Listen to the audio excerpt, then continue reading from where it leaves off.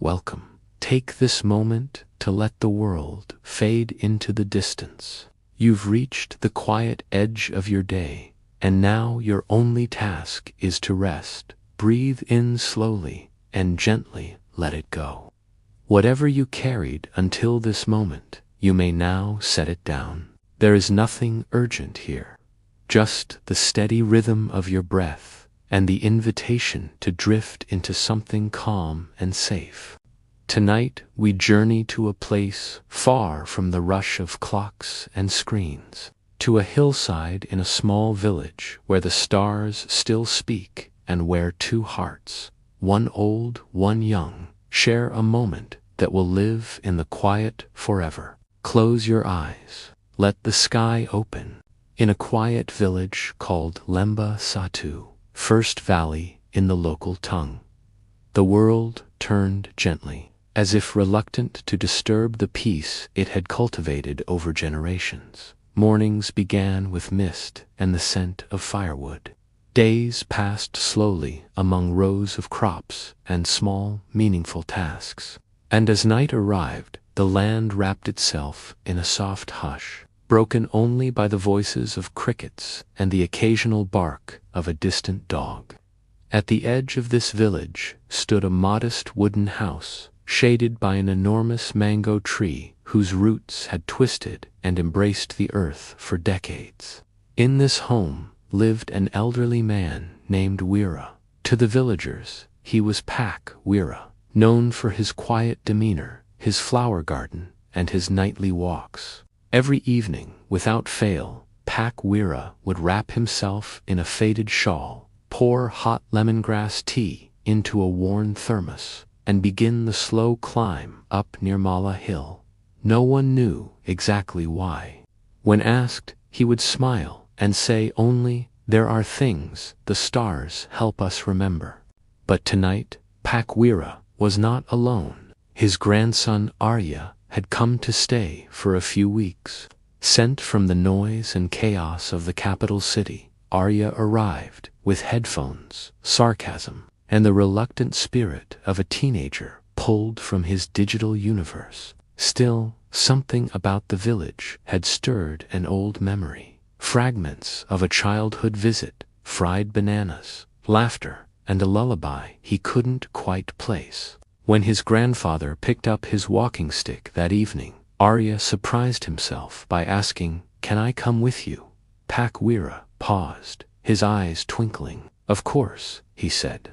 And so they walked together. The path to Nirmala Hill was narrow, carved into the slope by generations of quiet footsteps. Their shoes crunched softly over dry leaves, and the air carried the scent of soil and distant flowers. The world dimmed behind them, replaced by the open hush of night. Pak Wira walked slowly but deliberately, his cane tapping the earth with a gentle rhythm. "When I was your age," he said softly, "this path was just dirt. We ran up it barefoot, sometimes racing under moonlight." Arya glanced over. "Did you win?" Wira chuckled. "Your grandmother always did. I would let her, of course. She had this way of laughing that made me forget I was competing at all." They continued in silence, side by side, surrounded by the chorus of insects and rustling leaves. The stars began to reveal themselves, one by one, as they rose higher. Halfway up, they paused beneath a large banyan tree. Wira took a deep breath and leaned slightly on his cane. The silence felt full, not empty, as if the tree, too, remembered stories. "Some nights," Wira murmured, "I speak to her." Arya looked at him. "Grandma," Wira nodded. "I know she's up there. Or maybe in here." He placed a hand on his chest. "Or maybe both." Arya didn't know what to say. His memories of his grandmother were blurred, like old photographs, warm but distant.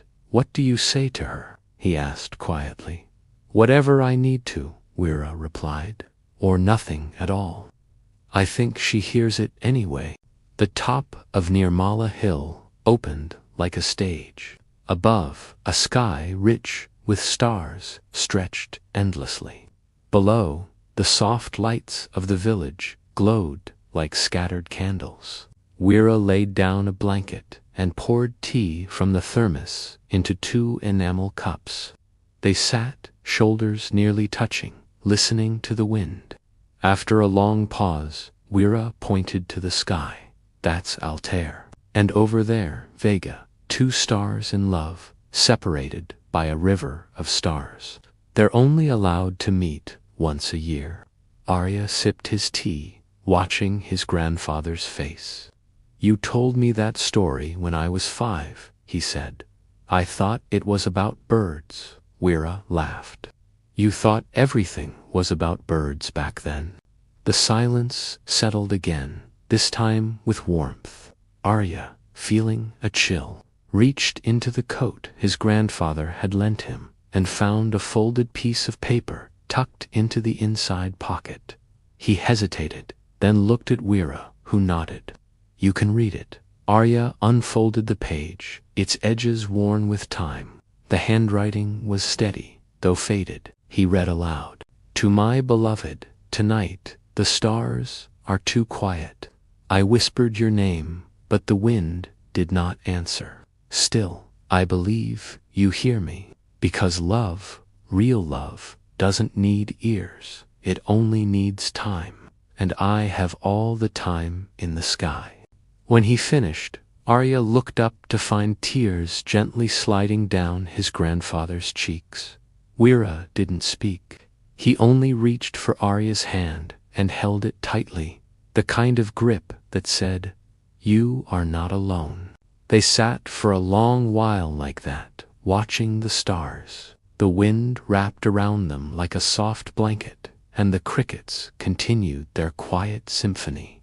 Finally, Arya spoke. "Grandpa, when you can't walk up here anymore, will you still come in some other way?" Wira looked at him, his eyes reflecting starlight. "Then I hope someone else will come in my place," he said. "Not to look for me, but to remember." Arya nodded, slowly. "I'll bring my kids here someday. I'll tell them about you. I'll tell them you're part of the stars now," Wira smiled. "Then I'll be listening." When the tea was gone and the night had grown heavier, they folded the blanket and began the slow descent down the hill. No words, just the soft rhythm of footsteps and the hush of wind in the trees. Behind them, the stars watched silently as they always had. Now, wherever you are, whether curled in a bed or lying beneath your own sky, let this story gently fade into the quiet of your breath. Let the hill dissolve. Let the stars blur into softness. You are safe. You are home. The night holds you gently, just as it held them. Sleep now. The sky remembers you.